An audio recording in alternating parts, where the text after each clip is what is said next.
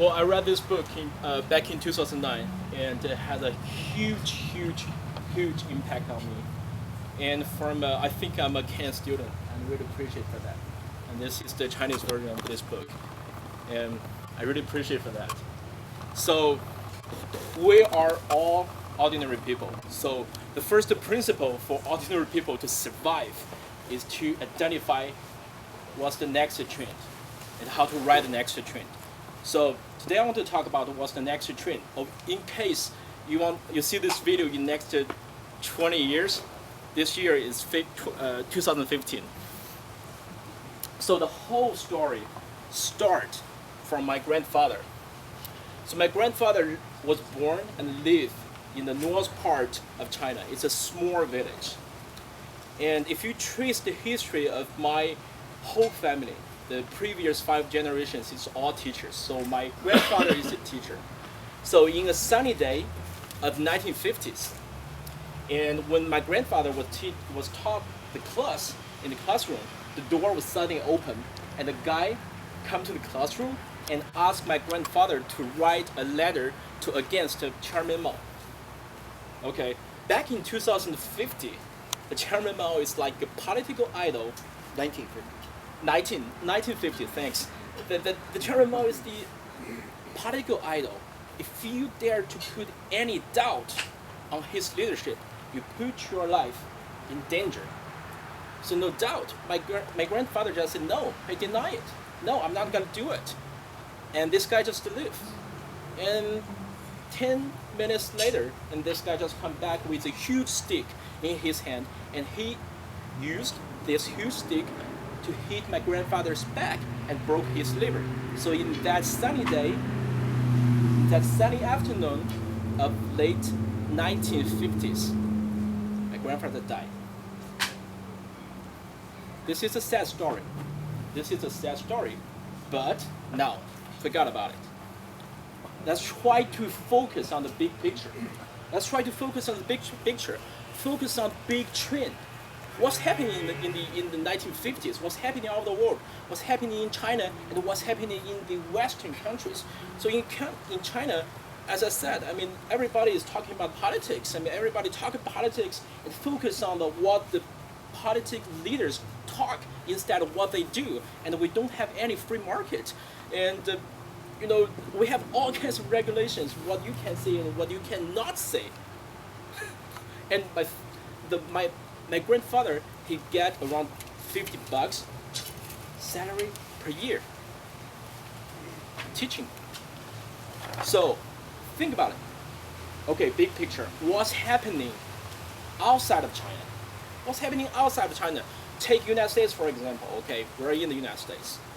By the way, I think this is a perfect place to talk about this topic because we are literally located in the middle point of China and the U.S. If we talk about the trend, we cannot avoid these two countries.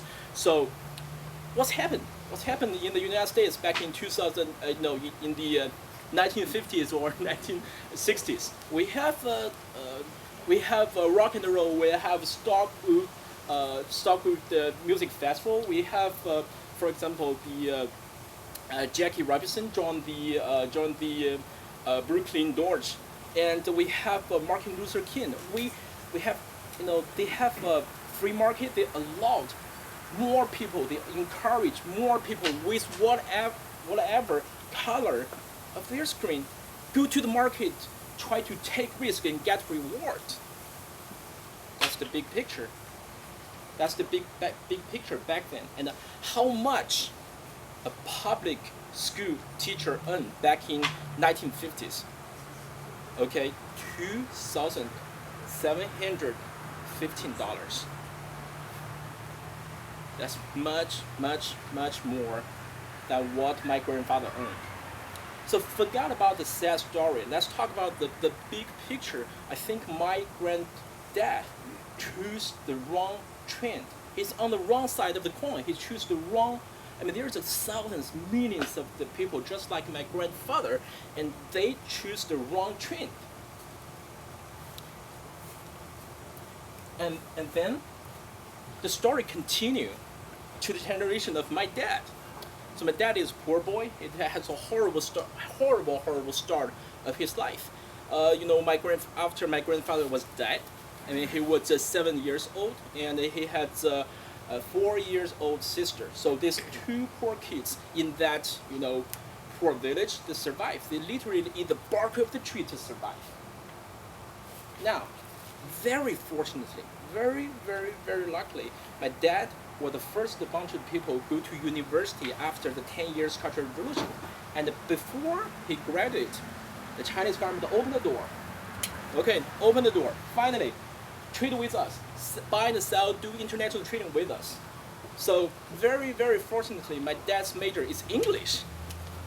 So after he graduated, the government said, hey, we want to make the market more free, and we allow to do everyone to do the international trading. We allow to buy and sell. Help us to buy and sell. Whatever you are, help sell products, buy products in the United States, Europe, even in Africa. I was grown in the huge giant warehouse. The huge warehouse. I can see all the way from the books, the tables, the everything, from all the way from the toilet paper all the way to TV and to the engine parts. That's my life as a kid, and that's my real life as my dad. So my dad is he witnessed what he witnessed. He witnessed 30 years continuous growth in China, just like a soaring rocket. So if somebody in my dad's generation, in that 30 years, the right trend is go nowhere, stay in China. Stay in China. As long as you work hard, as long as you work ass off, and with a little bit luck, you have a tons of opportunity to become a millionaire. Tons of opportunity to become a millionaire. I still remember all my uncles, the people I call uncles, they are colleagues of my dad. That's a small community. Everybody work for the government, help to do the international trading. I cannot say all of them. Most of them, very good life. As I said, tons of opportunities to be a millionaire. So, from my dad's generation, don't go out of China. Stay in China. That's the big trend. Stay in China. So, the story continue. To my generation.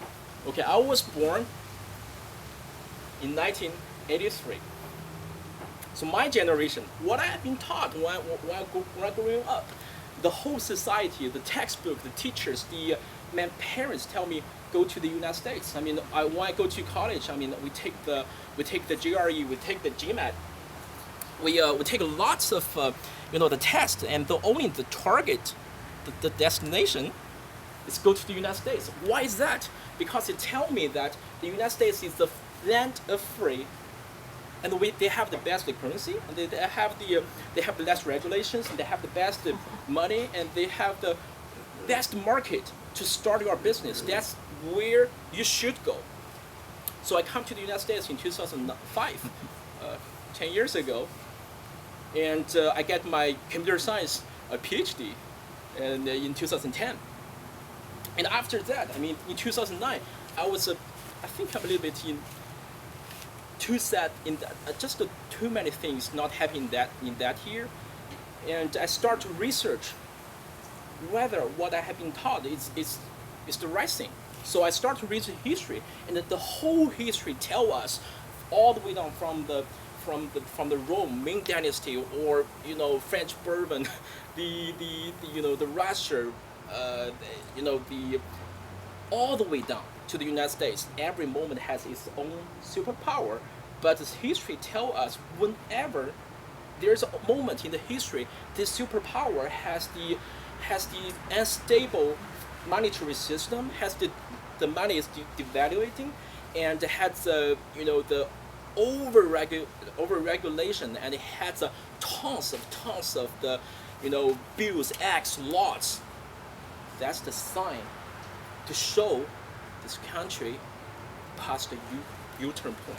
This criteria to judge where I am. What's the next trend? I use all this criteria to check out Europe. Gone. It's off the balance sheet. I mean, it's off the balance sheet. So check the United States. I'm sorry, past the U-turn point. I mean, everybody say, hey, everybody talk about the image. Come on, check out the balance sheet of Fed. Check out the balance sheet of the United States. Check out their balance sheet. The history tells us as long as the debt is already plus 75% of their GDP is already gone, the story is over. I mean, as long as one country pay more debt, borrow the money to pay the interest of their debt, the story is over. And when I go back, said, okay, horrible. I mean, when my textbook, my teachers, the society what they tell me is already outdated. Then go back, check out China. Did I get any chance to go back to China to expect I can still ride the trend? I'm sorry, it's gone. The 30 years continues. The GDP saw like a rocket is gone. China dream done. I'm sorry. I cannot live like my grandfather, just simply out of China and expect a much better life. And I cannot just stay like my dad, stay in China and has a tons of opportunity to make money. Right now, I cannot do neither of them, and which is good. So, the big trend right now does not favor the Western developed country, and the big trend does not favor China neither. Okay, these two words, 危机, it means crisis in China. This is a phrase consisting of two characters. 危 means danger, 机 means opportunity. So this means crisis, which means danger as opportunity. So we all, I think I spent a couple minutes talking about the danger. Okay, I'm talking about the danger part. Come on, guys, smile. I'm going to talk about the opportunity. So come on, there's quite an opportunity out there. So what's the opportunity there? So when I want to check out all the balance sheet, when I check out all the data behind it, the best opportunity to me. Okay, I was made in China. I was born and raised up in China, and the best opportunity for me is to leverage China and globalization, is to leverage China and international resources. And this opportunity is open for all of you. It's open for all of you.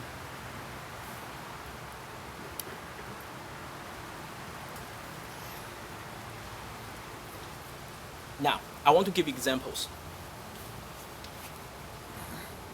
This opportunity is open for professionals.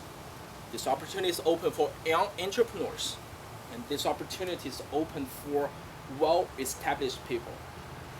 Private banks, lawyers, and young entrepreneurs, they are all open for you.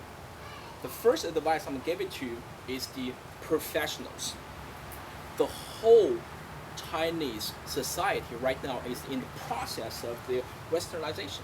Okay, I mean, we're talking about working with the Hollywood. I mean, tell me what we're doing about the movie right now, the Chinese market. Just tell me. Yeah, it's exploding. I mean, there are screens being built and opened every day in China. That'll be the largest film market in the world within the next 5 years. And a few years ago, it was not even in the top 10. It's growing very fast, and they're putting a lot of money into cultural development, both for production within China, but they have an idea that they want to make international content, and that's what's brought the money into the West and also into Europe. Produce that sort of intellectual property. Yeah. For exploitation. Is there any AMC here? AMC theater? No. Where do you guys go to watch movie? Doll. Consolidated theaters. Regal and Consolidated. Okay. Who's heard of those? So the AMC. So right from last year, we saw more and more Chinese movie in the AMC because AMC was bought by the Chinese company. AMC is belong to the Chinese company. So we can check out the most popular Chinese movie in the United States. And for the professional, I highly suggest what you take for granted. Okay, CPA, especially international lawyer, international tax lawyer. I mean, they what you take for granted. You think, okay, I'm a CPA, I'm an attorney, I'm a great book author. Fine, everybody know it. What you take for granted here is has a huge demand in China. I want to give one example. For example, Mr. Schoolen, I talked to Ken very intensively about this idea in the last 2 days. Like the libertarian thoughts in China becoming more and more popular. Can you believe that? Can you believe that? And I think I just struggle a little bit in the last 6 years. I mean, trying to explain what's libertarian thoughts to a lot of people. I talk to the teachers, talk to the professors, I talk to the young people, and talk to the businessmen. And at the end of the day, I think this idea is a product in the market. I should sell this libertarian thoughts to the people who can utilize it, which is young entrepreneurs. So I said, Ken, we have there's tons of money flowing in China. Invest heavily into the internet business, like a 3 guys team, and they easily can get funded. Think about it. If I build an app, in my cell phone, millions of people use it. That's pretty much built my kingdom. That's my country. For each entrepreneur, you not only have to know how to raise funds and how to just think about recruiting young talents. There's one thing we have to think about it. You have to think on the economic perspective. Okay, you have millions of people use the app.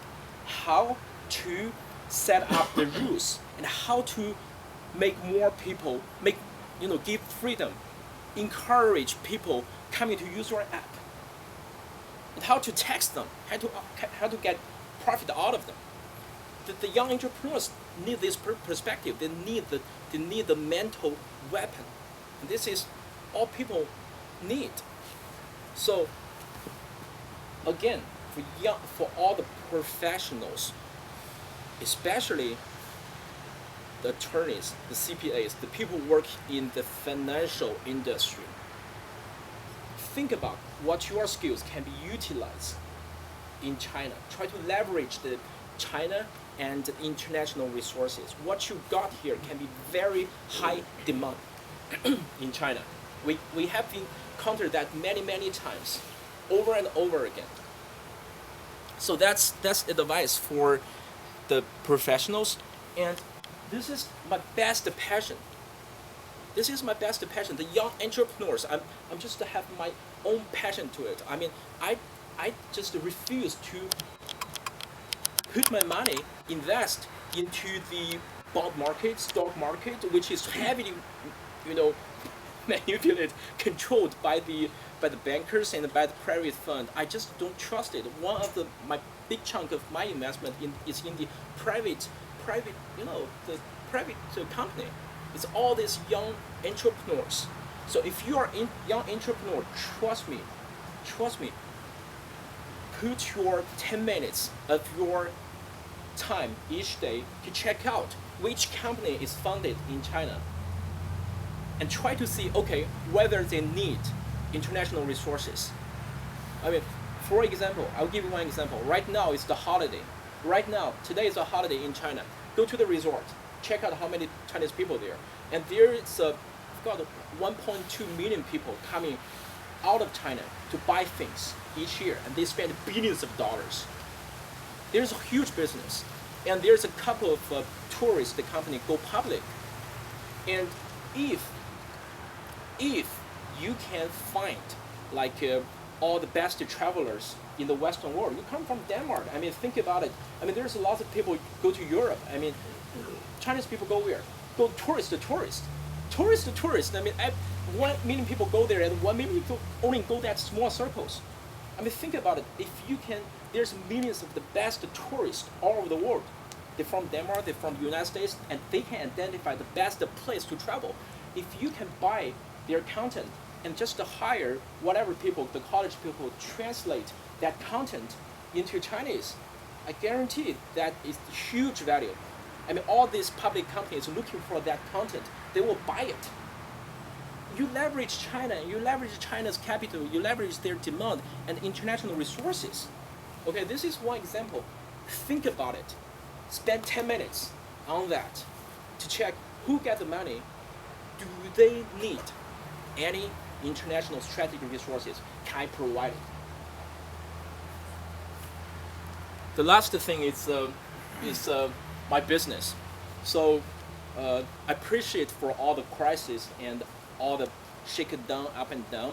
And right now we can find a lot of companies, very, very good companies, who sell at a very huge discount.